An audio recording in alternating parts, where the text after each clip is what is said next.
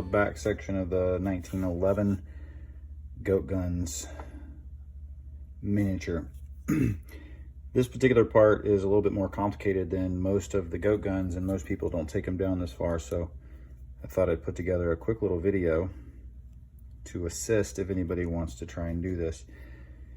A little bit different in the fact that it actually has actual pins that you would use in a real firearm, which I love. I find that kind of fascinating that it's that much detail in it.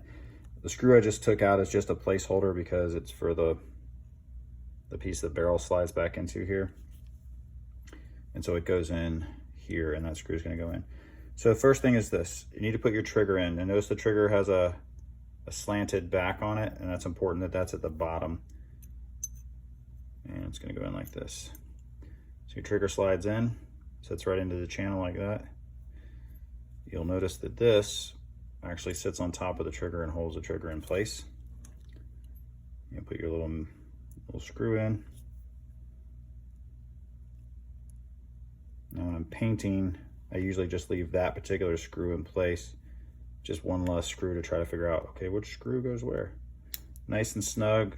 As always, be sure not to over tighten. It's fairly soft metal, so you don't want to strip that out.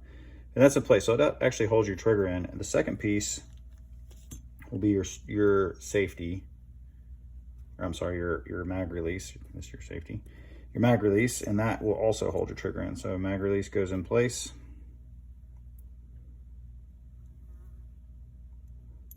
It's funny, I'm trying to look through the camera and do this, and that's probably not the most wise choice. We're gonna put that in. Now, not everybody's gonna have this, but when I work on my painted stuff, I do like to use plastic drivers.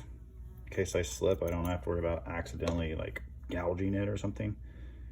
And then you wanna just test and make sure your safety works.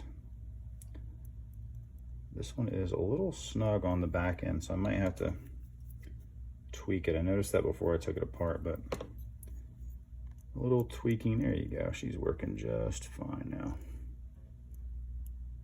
Cool. Next piece is you want to start installing the back sections. So all the firing mechanism, the safety, all that goes into place. First step, the rear part of your slide channel is going to be right here. You want to make sure that this hole right here lines up. So that guy is what we're looking at. So we're going to line that up, and it pretty much goes into place, but you can go too far. Once it's in, you just want to make sure that the skinny pin, you have 3 pins, the skinny one. Also note that all of the pins have a perforated edge on them, and you want to make sure that that is always on the same side. So when you take it apart, all of them have that. They all go on this side, so when they go through the channel, they snap into place the same side. Now, you want to pull this back out. You just want it sitting in the channel because this is going to go in, and it has a little tiny hole, and the pin has to go through it. So I find these very long needle nose to be super helpful. So we're going to pull the pin out most of the way. It's going to slide right in behind the trigger. And it can be a little bit of a pain in the ass because you can't actually see where the hole is.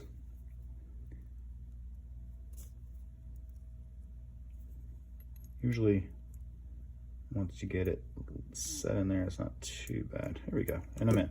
So it's now held in place. My pin just sits there, just like that. That's in place. You can see your trigger actually pushes on that. So when the spring is in place, all of that will be pushed, and that's actually resetting your trigger. Next step is your hammer. Again, just line it up. Take the large pin, ensuring that your perforated edge is on this side. Get it in. You're good to go. Once the pins are in, I don't fully set everything until I test everything to make sure it works. Next is your flat spring. You'll notice it has 2 different sections. Very important part, this channel right here is where that spring's gonna hook, right there. It has to sit on top of both of these things here. The trigger return and the back of the trigger has to sit on top of that. So you lay it on there and make sure that it's stuck in this channel. And you're gonna take this guy with the spring set in and the detent, and you're gonna push it in part of the way. And then you just rock the trigger bar, get it into place. Once I get it set, I always pull the trigger back to make sure that it pushes that down in there properly. I have found if you don't do that, what'll happen is when you put it all back together, it won't be set properly, and the trigger will never set properly when you go back. Once it's in, you're good to go. It doesn't go in all the way. You're then gonna take the palm safety, and it's gonna go into place. It goes in this little section that's cut out right in there. It's gonna drop into there. Same thing, it has a pin, except this is gonna use the screw that's on the other side of the actual slide safety. And you just pop it in place and pushes it in. Now, this is where these two mate together. Put this in, slide this up, and it holds it. You make sure that functions right. And be careful, because if you're not paying attention, this will pop out, and the spring's got enough pressure in some cases to literally shoot this thing out, and your spring will be gone, your detent's gone, and it's a big pain in the ass. But that's all functioning. You drop your next pin in, again, ensuring that knurled edge is there. You can see that there. And you're ready to hammer your pins in place. We're gonna do a quick test, make sure everything works, everything's good to go. Find a nice level place. I'm gonna gently tap these in. All I'm doing is get them set. I'm gonna use my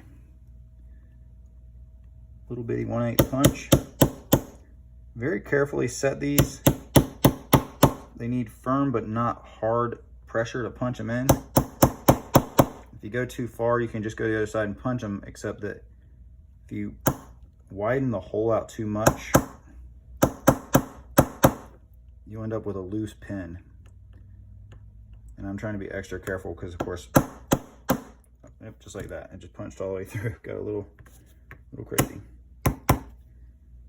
Yeah, you just want to make sure it's level. I always try to be extra careful not to drag my punch across my paint job, because that sucks. All right, there we go. So we're in. We got all our pins in place. The last piece that you install that's part of this, you also need the grips, and that's this guy right here. So this goes in place, sets in, snaps in, and that's where the spring and detent go for your slide safety. Now, forgive me if that's not called slide safety. I think it is, but if it's not, that's what it is. I'm not installing the spring right now because the actual grips are being painted,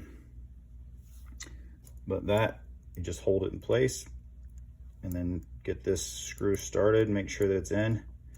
Once you got that in place, it'll hold that spring and detent in place for you. The reason I don't do this now is that if this pops off of here while I'm moving around, that spring and detent are gonna go flying, and you will probably never, ever, ever see those again. So I wait until I'm ready to put my grip cover on here so that it holds that piece in place. Otherwise, that is basically your fully assembled mechanism, and now you have a working mechanism, and it's all ready to rock and roll. That's it.